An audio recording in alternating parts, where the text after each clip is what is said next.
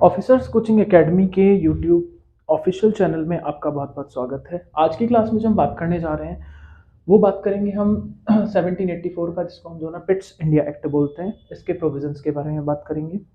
और दूसरा आज की क्लास में जो हम पढ़ेंगे वो पढ़ेंगे चार्टर एक्ट 1813। सबसे पहले हम 1784 का पिट्स इंडिया एक्ट के बारे में बात कर लेते हैं। देखिए 1773 की हमने रेगुलेटिंग एक्ट पढ़ा था। उसमें जो है हमने पढ़ा था कि वहाँ पर कोर्ट ऑफ डायरेक्टर्स होते थे जो कंपनी के व्यापारिक जो मामला होते थे उनको देखते थे। 1784 आया, act of settlement Pitt's India act. इसमें कहा गया कि कंपनी के व्यापारिक मामले और राजनीतिक मामले दोनों को अब अलग कर दिया गया है।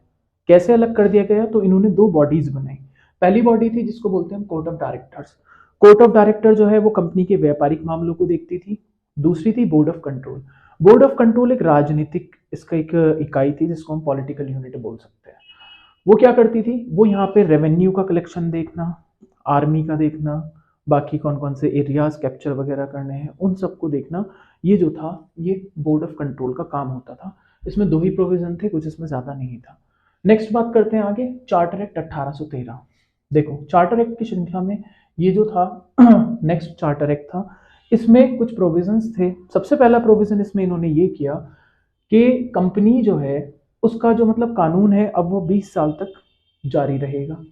मतलब हर 20 साल के बाद ना दूसरा कानून आएगा, 20 साल के लिए वैलिड होगा। दूसरी बात इसमें बोली कि जो ईस्ट इंडिया कंपनी यहाँ पे रूल कर रही थी, ईस्ट इंडिया कंपनी का जो मोनोपोली था एकाधिकार बिजनेस के ऊपर, तो चाय के साथ चीन चीन के साथ चाय और कॉफी के व्यापार को छोड़ करके बाकी सब व्यापार में और भी कंपनीज आके यहाँ पे बिजनेस कर सकती थी।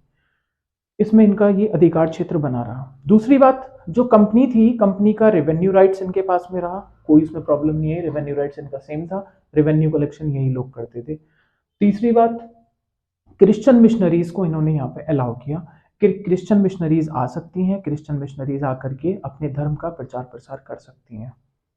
इसके अलावा एक प्रोविजन इसमें जो सबसे इंपॉर्टेंट था, ये लोग क्या चाहते थे? ये लोग चाहते थे कि इंडिया का जो पुराना एजुकेशन सिस्टम था ना वो बहुत स्ट्रॉन्ग सिस्टम था, पूरे वर्ल्ड में माना जाता था इंडिया का एजुकेशन सिस्टम।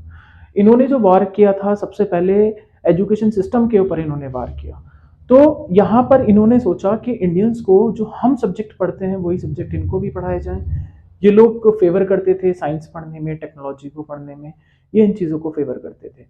आगे जब हम एजुकेशन को पढ़ेंगे क्या क्या रिफॉर्म्स हुए थे एजुकेशन में, तब मैं आपको बताऊंगा। मैं कॉले मिनट की रिपोर्ट चार्ल्स का वो डिस्पैच किया था, each and everything I will tell you. But इन्होंने क्या कहा कि 1 लाख रुपए प्रति वर्ष शिक्षा के ऊपर खर्च किए जाएंगे।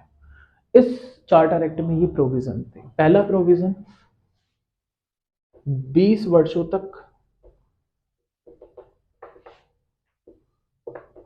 तक रहेगा। क्या रहेगा? ये कानून 20 वर्षों तक रहेगा। दूसरी बात इन्होंने कहा कि चीन के साथ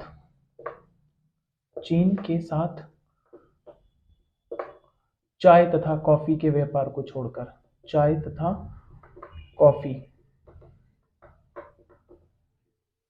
के व्यापार को छोड़कर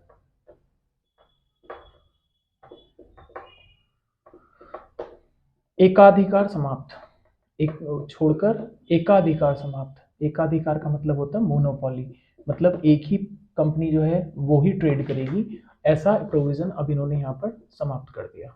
तीसरा प्रोविजन जो रेवेन्यू था, लगान बोल सकते हैं हम इसको, लगान था, या हम इसको दीवानी बोल सकते हैं, दीवानी, या इनकी जो और थोड़ी बहुत कुछ राजनीतिक चीज़ें थी वो इनके कब्जे में अभी रही।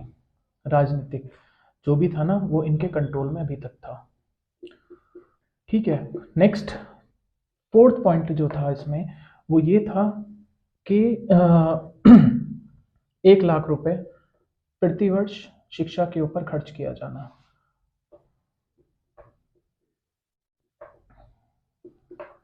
शिक्षा के ऊपर खर्च, राइट।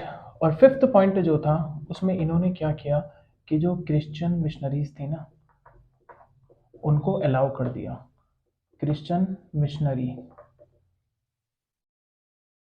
अब इंडिया आ सकती थी।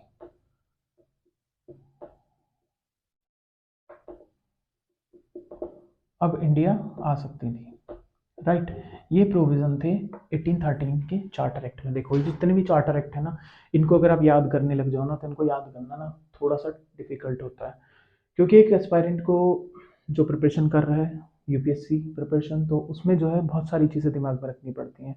कंप्लीट हिस्ट्री हो गई, पॉलिटिकल हो गया, इन्वायरमेंट हो गया, जितने सब्जेक्ट्स हैं ये सारे के सारे, geography, economics, IR, current affairs, each and everything. तो उसके साथ ना हमको ये भी ध्यान में रखने पड़ते हैं, क्योंकि इसमें 2019 का जो प्रीलिम्स का पेपर था ना, उसमें डायरेक्ट क्वेश्चन आया था 1813 के चार्टर एक्ट से। और कौन से पॉइंट के साथ आया था कि कंपनी का एकाधिकार जो था वो समाप्त कर दिया गया था। इस तरीके से कुछ स्टेटमेंट करके ये क्वेश्चन आया था, डायरेक्ट आया था इसी स्टेटमेंट से क्वेश्चन। तो इसलिए ज़रूरी है कि जो ये चार्टर एक्ट है ना, इनको बहुत ध्यान से पढ़ा जाए, राइट। वीडियो अच्छी हो वीडियो अच्छी लगी हो, चैनल को लाइक कीजिएगा, वीडियो को लाइक कीजिएगा, चैनल को सब्सक्राइब कीजिएगा। वीडियो देखने के लिए धन्यवाद।